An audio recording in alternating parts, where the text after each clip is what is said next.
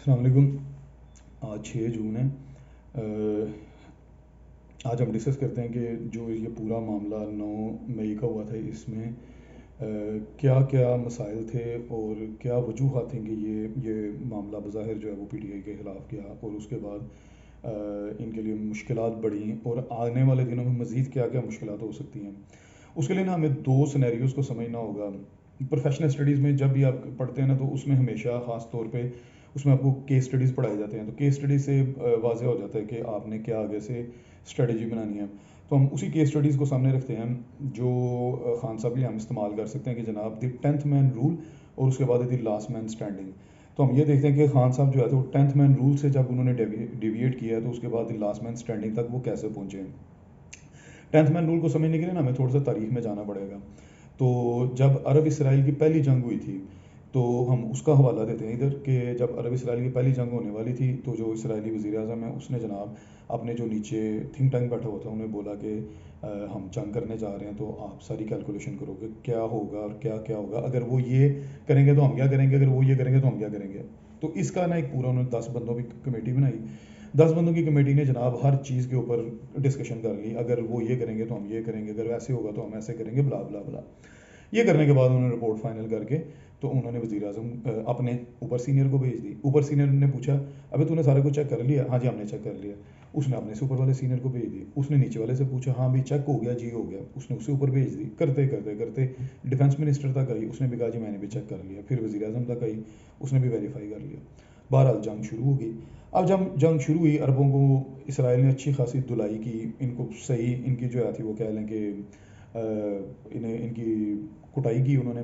اب عربوں نے جب یہ دیکھا کہ گیم ہمارے ہاتھ سے نکل گئی، تو انہوں نے ایک ان ایکسپیکٹڈ موو لی۔ وہ کیا تھی؟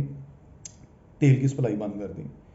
تیل کی سپلائی بند ہوئی تو امریکہ میں عذاب کھڑا ہو گیا، انفلیشن راتوں رات اوپر چلا گیا، اور پھر لوگوں نے سڑکوں پہ آ گئے، اور امریکن پریزیڈنٹ پر اتنا پریشر بڑھا کہ کوئی ان کے پاس آپشن نہیں بچا۔ اس نے اسرائیل کو بولا کہ بھائی یہ جنگ بند کرو۔ تو اسرائیل جیتی ہوئی جنگ ہار گیا، اس کو ساری کی ساری جو ان کی فتوحات تھیں وہ ساری ان کی ضائع گئیں۔ اس کے بعد اسرائیل نے قانون بنایا۔ انہوں نے کہا کہ جناب کوئی بھی قومی سلامتی سے متعلقہ جو معاملہ ہوگا، اس کے لیے جب ایک تھنک ٹینک بنے گا، اس میں اگر 10 بندے بیٹھے ہوں گے، تو اگر وہ کسی بھی ایک معاملے پہ متفق ہو جاتے ہیں، تو بائی لا قانونی طور پہ ایک بندے کو دوبارہ غیر متفق ہونا پڑے گا، یعنی کہ 10واں بندہ وہ دوبارہ ڈس ایگری کرے گا، اور اس کے بعد دوبارہ اس معاملے کو تھرو آؤٹ اس کو چیک کیا جائے گا، یعنی کہ جو ہم برین سٹارمنگ سیشن کہتے ہیں، انگلش میں تو بڑا اچھا نام لگتا ہے، اردو میں اگر ہم اسے بولیں تو ہم کہتے ہیں مشاورت۔ تو جو برین سٹارمنگ سیشن جو ہوگا، اس میں جناب 10واں بندہ ہر حال میں ان سے مخالفت کرے گا، اور اس کے بعد اس معاملے کو دوبارہ ڈیل کیا جائے گا، دوبارہ پورا تھرو آؤٹ اس کی چیکنگ ہوگی، اور اس کے بعد جب 10 بندے متفق ہو جاتے ہیں تو پھر اس معاملے کو منظور کیا جائے گا۔ یہ جو ان کی 10th مین اسٹریٹجی تھی وہ اتنی کامیاب ہوئی کہ آج اسرائیل عرب دنیا میں سب سے طاقتور ترین ملک ہے، عرب دنیا کے درمیان میں، ٹھیک ہے، چھوٹی سی ریاست ہے، اور آج عربوں کی ہر حکومت جو ہے وہ اسرائیل کے ساتھ اپنے تعلقات بنا رہی ہے، اسرائیل کی ٹرمز کے اوپر، اپنی ٹرمز پہ نہیں۔ جی سی سی میں بھی سارے اب ان کے پاس چل پڑے ہوئے ہیں، اور باقی بھی سارے ملک ان کے ساتھ تعلقات بنا رہے ہیں۔ تو یہ ایک بنیادی ایک چیز ہے کہ قوموں کے جب معاملات ہوتے ہیں، حکومتوں کے معاملات، تو وہ ایک فرد واحد پہ نہیں چھوڑے جاتے۔ یہی مثال ہمارے دین کے اندر ہے کہ غزوہ خندق جو ہے وہ سب سے اسلام کی اہم ترین آخری جنگ تھی کافروں کے ساتھ، تو اس میں بھی حضرت بلال فارسی کی جو ہے وہ مشورے پہ عمل کیا گیا تھا کہ خندق کھودی گئی تھی۔ عربوں نے پہلی دفعہ خندق دیکھی تو سر پکڑ کے بیٹھ گئے تھے، اور اس کے بعد جنگوں نے جو ہے تھی وہ ہرے، اور اس کے بعد پھر مسلمانوں نے آگے سے پورا عرب ان کے یعنی کہ آیا ان کی حکومت میں۔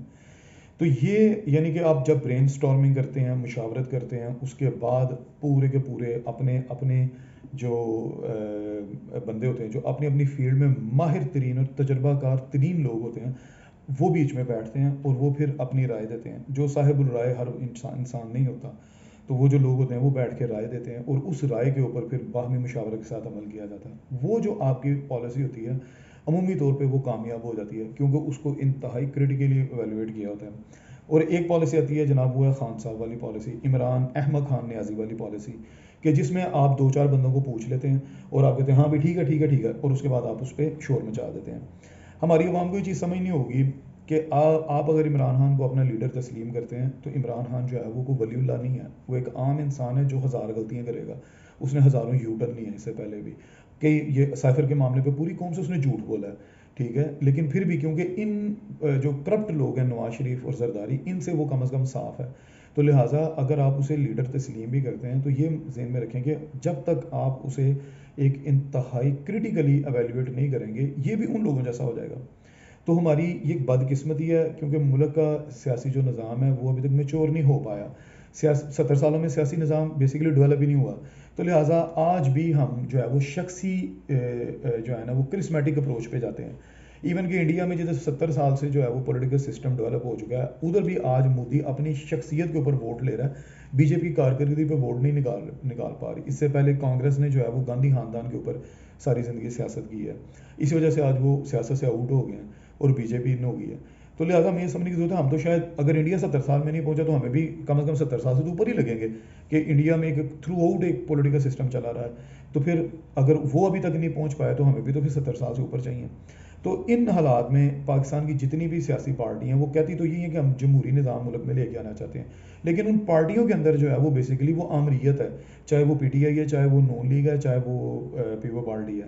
نون لیگ کا تو نام ہی مسلم لیگ نواز ہے کہ نواز ہے تو مسلم لیگ ہے، نہیں تو نہیں ہے. اس طرح ہی جو ہے وہ پیپل پارٹی میں وہ بھٹو فیکٹر ہے کہ زرداری جو ہے وہ بلاول جو ہے وہ زرداری سے اس نے اپنا باپ بدل کے وہ بھٹو اس نے ایڈ کر لیا بیچ میں. یہی حال جو ہے وہ پی ٹی آئی میں کہ خان صاحب ہیں تو سب کچھ، اگر نہیں ہے تو پھر کچھ بھی نہیں ہے. تو لہٰذا ہمیں اس چیز کو سمجھنے کی ضرورت ہے، خان صاحب کو بھی یہ چیز اپنے دماغ میں لانی پڑے گی کہ جب آپ اپنی پارٹی کو آمریت سے چلا رہے ہیں تو وہ پارٹی آپ کی ناکام ہوگی. ہاں آپ اگر آپ کی رائے میں بہت زیادہ وزن ہے کیونکہ آپ پارٹی کے سربراہ ہیں وہ ٹھیک ہے، لیکن جہاں کہیں بھی آپ نے ملک یا قوم سے متعلقہ فیصلہ کرنا ہے تو وہاں اگر آپ مشاورت کریں گے تو ہی آپ کامیاب ہو پائیں گے. ایک اکیلا بندہ 25 کروڑ کا مقابلہ نہیں کر سکتا، ایک اکیلا بندہ پورے سسٹم کو تبدیل نہیں کر سکتا. آپ کو باہمی مشاورت کرنی پڑے گی، اس سے مل کے ایک اسٹریٹجی بنانی پڑتی ہے، پھر اگر آپ اس کو لے کے چلتے ہیں تو آپ کامیاب ہوتے ہیں. ادروائز آپ 10th مین رول سے دی لاسٹ مین اسٹینڈنگ تک آ جائیں گے. یہ جو ان کی سازش تھی نون لیگ والوں کی، یہ 9 مئی کی، جس میں فوج بھی انوالو ہوئی ہے، پی ڈی ایم بھی انوالو ہوئی ہے، یہ باقاعدہ ایک سازش تھی، یہ کچھ دنوں میں واضح ہو جائے گا. تو یہ سازش بظاہر انتہائی کامیاب ہوئی ہے کہ 27 سال لگا کے خان صاحب نے جس پارٹی کو کھڑا کیا وہ 3 ہفتے نہیں نکالی، 27 دن نہیں پورے نکالی اور پارٹی ٹھس ہو گئی ہے. کیونکہ اس پارٹی میں وہ اب یہ جو نون لیگ ہے یا پیپل پارٹی ہیں یہ باقاعدہ ایک سیاسی پارٹی ہیں، ان میں سیاسی لوگ ہیں، ان میں پڑھے لکھے لوگ نہیں ہیں. سیاسی لوگ جو ہیں وہ جیلیں سہ لیتے ہیں، آپ انہیں ڈنڈے ماریں، ان مار پیٹ کریں وہ سہ لیتے ہیں. پی ٹی آئی میں زیادہ تر پڑھے لکھے لوگ ہیں، انہیں ایک تھپڑ اگر پڑتا ہے تو وہ ٹھس ہو جاتے ہیں ساتھ. پلس انہوں نے جو پی ڈی ایم نے کیا تھا نون لیگ نے کہ انہوں نے ان لوگوں کے گھروں میں جا کے چھاپے مارے ہیں، ان لوگوں کی عورتوں کو ہراساں کیا ہے.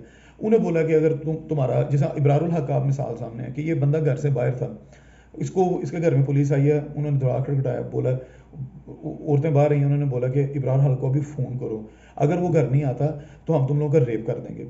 ابرار الحق نے اسی وقت فون پہ ان سے بات کی کہ بھائی تم لوگ میرے گھر سے باہر نکلو، میں گھر نہیں آ رہا، میں پریس کلب میں جا کے پریس کانفرنس کر رہا ہوں، میں پی ٹی آئی چھوڑ رہا ہوں. اور اس نے چھوڑ دی اسی وقت ہی. کہ کوئی بھی اگر بندہ جو عزت دار بندہ ہے اس کو آپ گھر میں جا کے یہ کہیں کہ بھائی تمہاری گھر کی عورتوں کا ریپ کیا جائے گا، ان کی شلواریں اتار لیں گے، تمہاری بیٹی کو اٹھا کے لے جائیں گے، تو وہ بندہ تو ہاتھ جوڑ کے بھاگ جائے گا. تو یہ خان صاحب کو سمجھنے کی ضرورت ہے کہ آپ کا جن لوگوں کے ساتھ مقابلہ ہے وہ پرانے پاپی ہیں سسٹم کے، وہ تجربہ کار لوگ ہیں، ان کے ساتھ آپ اپنی زبان کے ساتھ نہیں جیت سکتے. آپ کو دماغ کی تمام تر صلاحیتیں استعمال کرنی ہوں گی، آپ کو ایک باہمی مشاورت کرنی ہوگی، ایک اسٹریٹجی بنانی ہوگی، 10th مین اسٹریٹجی بنانی ہوگی کہ آپ کی پارٹی کے تھنک ٹینک کے اندر بھی وہ لوگ ہوں جو آپ سے اختلاف کر سکیں، جو آپ کو منہ پہ کہہ سکیں کہ نہیں خان صاحب آپ غلط ہیں، پھر بھی جا کے آپ کامیاب ہوں گے. آپ میں اتنا حوصلہ ہونا چاہیے کہ آپ ویسے تو میڈیا پہ آ کے بڑا اچھل کود کر کے آپ کہہ لیتے ہیں میں یو ٹرن لے لیتا ہوں، یو ٹرن اگر میں غلط فیصلہ کیا تو میرے میں حوصلہ میں یو ٹرن لے جاؤں. تو آپ میں یہ حوصلہ ہونا چاہیے کہ آپ کی تھنک ٹینک کے اندر لوگ موجود ہوں جو آپ کو منہ پہ کہیں ہاں صاحب آپ غلط کر رہے ہیں، پھر آپ اس کو سوچیں، اس اسٹریٹجی کو دوبارہ چیک کریں کہ ہاں یار میں تو جذبات میں آ کے میری آنکھوں میں تو کرسی کا لالچ ہے، میں نے تو یہ جو اسمبلیاں توڑوں یہ تو میں نے صرف کرسی کے لالچ میں توڑی ہیں کہ اب میں ون کر رہا ہوں تو لہٰذا اسمبلیاں توڑو، یہ دباؤ میں آ کے الیکشن کروا لیں گے. تو اگر آپ ادھر ٹھنڈے دماغ سے بیٹھے رہتے، آپ یہ اس وقت حکومت نہ چھوڑتے تو آپ یہ 27 سال کی پارٹی ایسے نہ بھاگتی. آلڈو کے وہ کہتے ہیں نا کہ ہر شر میں بھی خیر کا پہلو ہوتا ہے. تو ٹھیک ہے یہ بندے پکڑے گئے, ان میں سے انہیں پتہ لگ گیا کون ان کے ساتھ مخلص تھا, کون ان کے ساتھ ڈبل گیم کھیلا تھا, ایوری تھنگ از فائن. لیکن آپ کو یہ چیز دیکھنی ہوگی کہ آنے والے دنوں میں اگر آپ یہی بیوقوفیاں اور حماقتیں کرتے رہیں گے تو آپ کے لیے آگے سے کام مشکل ہوگی. تو آپ وہ 10th مین اسٹریٹجی سے آپ لاسٹ مین اسٹینڈنگ پہ ہی چلے جائیں گے. تو اس طرح جو ہے وہ ملک کے حالات نہیں چلتے. 25 کروڑ عوام کو آپ کی حماقت کے اوپر نہیں چھوڑا جا سکتا, آپ کی بیوقوفیوں کے اوپر 25 کروڑ عوام نہیں بیٹھ سکتی کہ آپ آ جائیں, آپ کو ایک دم جذبات میں آئیں, آپ یہ ایک اسٹریٹجی لے کے چل پڑیں, بعد میں آپ کو یاد ہو یہ تو مسئلہ ہو گیا تو پھر آپ اس سے یو ٹرن لے جائیں. یہ کام پریکٹیکلی تو پاسبل نہیں ہے. اس کی واضح مثال ہے کہ انہوں نے جب یہ اسمبلیوں سے استعفے دیے تھے, وہ اسپیکر اسمبلی نے فوری طور پہ منظور کر لیے, بعد میں نہیں یاد اب تو ہم استعفے دے بیٹھے ہیں, تو جب یہ الیکشن ہوں گے تو قائد حزب اختلاف سے جو ہے انہوں نے مشاورت کرنی ہوتی ہے, تو ہم تو اس میں اپوزیشن میں ہوں گے نہیں, لہٰذا بھاگے گئے لاہور ہائی کورٹ میں اور جا کے اپیل ڈال دی. ان کی قسمت ہی کہ لاہور ہائی کورٹ نے ان کے حق میں فیصلہ کر دیا پی ٹی آئی کے حق میں, اور وہ سارے استعفے واپس ہو گئے. تو لہٰذا انہیں یہ چیز سمجھنی ہوگی کہ اس طرح کی بیوقوفیوں کے ساتھ اگر آپ اپنی جذباتیت کے ساتھ اگر آپ آئیں گے تو آپ لاسٹ مین اسٹینڈنگ پہ چلے جائیں گے. تو لاسٹ مین اسٹینڈنگ چاہے جیسے مرضی ہو وہ اخلاقی طور پہ کھڑا ہو. بھائی ہماری قوم میں اخلاقیات کتنی رہی ہیں, آپ بھوک افلاس اتنا ہو گیا تو بھوک افلاس تو سب سے پہلے اخلاقیات کو ختم کر دیا. جو بھوکا انسان ہے اس نے تو پیٹ بھرنا ہے, اس نے یہ نہیں دیکھنا. وہ کیا ایک خوبصورت کسی نے بات کی تھی کہ بھوکے انسان کو وہ آپ محرم کی شیرنی دے دیں, آپ رجب کے کنڈے دے دیں, آپ کسی وہ جلوس کا جو ہے وہ اپنا وہ چڑھاوے کا کھانا دے دیں, یا تبلیغی اجتماع کی دال چپاتی دے دیں, وہ آپ سے سوال نہیں کرے گا, وہ کھا لے گا, وہ نہیں دیکھے گا حلال ہے کہ حرام ہے. ٹھیک ہے, ہاں اگر پیٹ بھرا ہوا تو پھر وہ کہے گا اچھا میں سنی ہوں, تو میں وہابی ہوں, میں دیوبندی ہوں, میں شیعہ ہوں, تو میں یہ نہیں کھاؤں گا, یہ نہیں کھاؤں گا. جب وہ مر رہا بھوک سے وہ کچھ نہیں دیکھے گا. تو لہٰذا یہ ہاں صاحب یہ چیز سامنے رکھنی پڑے گی. انسان کی نفسیات پہ جائیں اور افاقی قوانین پہ جائیں, آپ اس چیز کو دیکھیں گے تو آپ کو یہ ٹھوکریں کم لگیں گی. اور اگر آپ صرف منہ سے میں لگے رہیں گے تو پھر یہ کام نہیں ہو پائے گا. آپ ایک اسٹریٹجی بنائیں, آپ اپنی جماعت کا تھنک ٹینک ایکٹیویٹ کریں اور ان کو یہ طاقت اور ان کو یہ پاور دیں کہ وہ آپ سے بھی اختلافات کرنے کی ہمت رکھ سکیں. پھر ایک اسٹریٹجی بنائیں, وہ اسٹریٹجی آپ کی کامیاب ہوگی.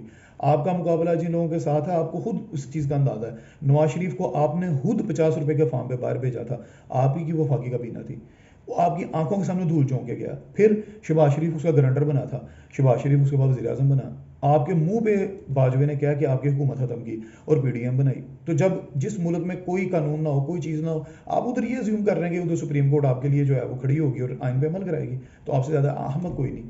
تو لہٰذا عمران احمد خان نیازی, نام ان کا پورا عمران احمد خان نیازی, تو لیکن کہا جا سکتا ہے عمران احمد خان نیازی یا عمران بیوقوف خان نیازی بننے کے بجائے آپ ایک اسٹریٹجی بنائیں اور اس کے اوپر عمل کریں.